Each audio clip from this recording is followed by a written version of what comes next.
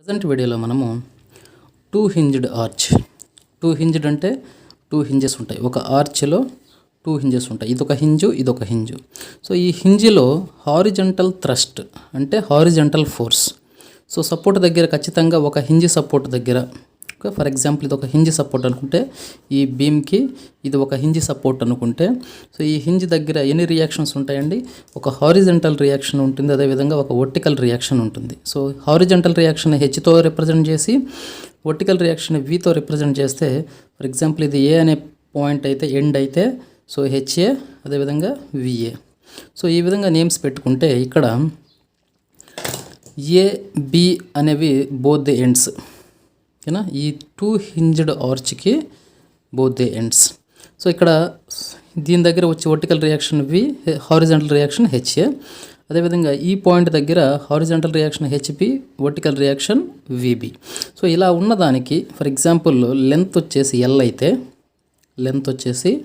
L అయితే దీని మీద లోడింగ్ కండిషన్ ఎలాగోలా ఉండొచ్చు, ఓకేనా? For example so the total span, ఓకేనా, the total span of the arch is subjected to uniformly distributed load అనుకుందాం ఫర్ ఎగ్జాంపుల్, ఓకేనా? సో ఇలా ఒక ఆర్చ్ ఉన్నప్పుడు టూ హింజ్డ్ ఆర్చ్, దీనికి హారిజంటల్ థ్రస్ట్ ఎలా క్యాలిక్యులేట్ చేయాలి అనేది ఫార్ములా చూద్దామండి, ఓకేనా? ఒక ఫార్ములా.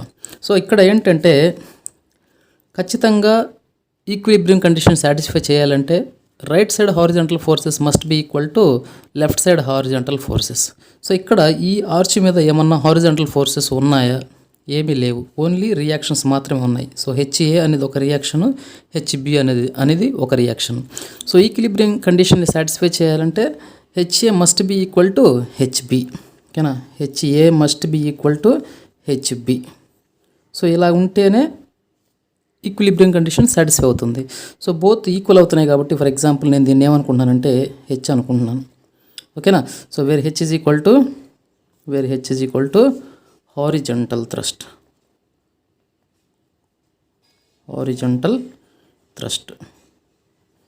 ఓకేనా? సో హారిజంటల్ థ్రస్ట్ లేదా horizontal force.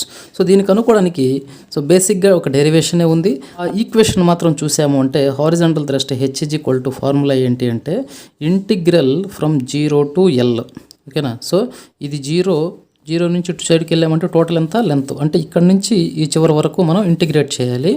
So 0 to L formula ఏంటి? ఎంఎక్స్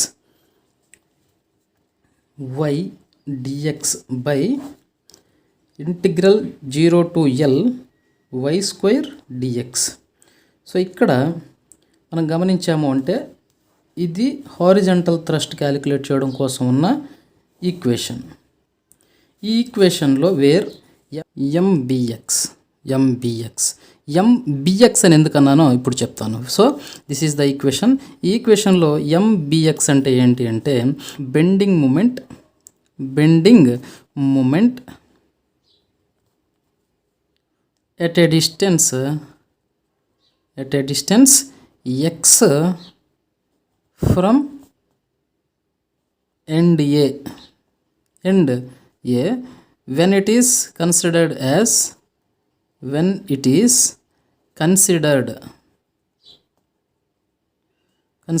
as beam, ఓకేనా? సో సేమ్ మనం ఏదైతే ఆర్చ్ ఉన్నదో ఈ ఆర్చ్ని మనము బీమ్ లాగా కన్సిడర్ చేసుకొని, సో ఫర్ ఎగ్జాంపుల్ ఇలా ఉంది కదా షేప్, ఇలా ఉండే షేప్ని మనం ఎలా తీసుకుంటాము? ఒక జస్ట్ బీమ్ లాగా తీసుకుంటాము. ఇది ఏ, సో ఈ ఎండ్ వచ్చేసి ఏ కాబట్టి దీన్ని ఏ అనుకుంటాము, ఈ ఎండ్ వచ్చేసి బి కాబట్టి దీన్ని బి అనుకుంటాము. టోటల్ లెంత్ ఎంత? ఎల్.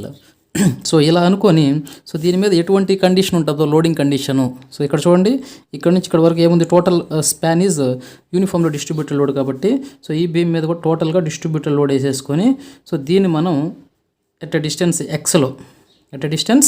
ఎక్స్లో ఈ పర్టికులర్ పాయింట్ దగ్గర మనం మూమెంట్ని క్యాలిక్యులేట్ చేస్తాం, ఓకేనా? సో ఈ పర్టికులర్ పాయింట్ ఇక్కడ ఒక సెక్షన్ తీసుకొని ఇప్పుడు ఏదర్ లెఫ్ట్ సైడ్ పార్ట్ అయినా సపరేట్గా తీసుకుంటాం, లేదా రైట్ సైడ్ పార్ట్ అయినా సపరేట్గా తీసుకుంటాం.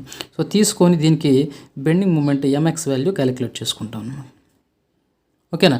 సో ఈ బీమ్గా కన్సిడర్ చేసుకొని మనం తీసుకుంటున్నాం కాబట్టి దీనికి మనం ఎంబిఎక్స్ అని పెట్టాం పేరు, ఓకేనా. సో ఇక్కడ ఈ క్వశ్చన్లో ఎంబిఎక్స్ అంటే bending moment at distance X when it is considered as a beam. So బీమ్గా తీసుకొని దానికి వచ్చిన మూమెంట్ని మనం ఇక్కడ సబ్స్టిట్యూట్ చేసుకోవాలి.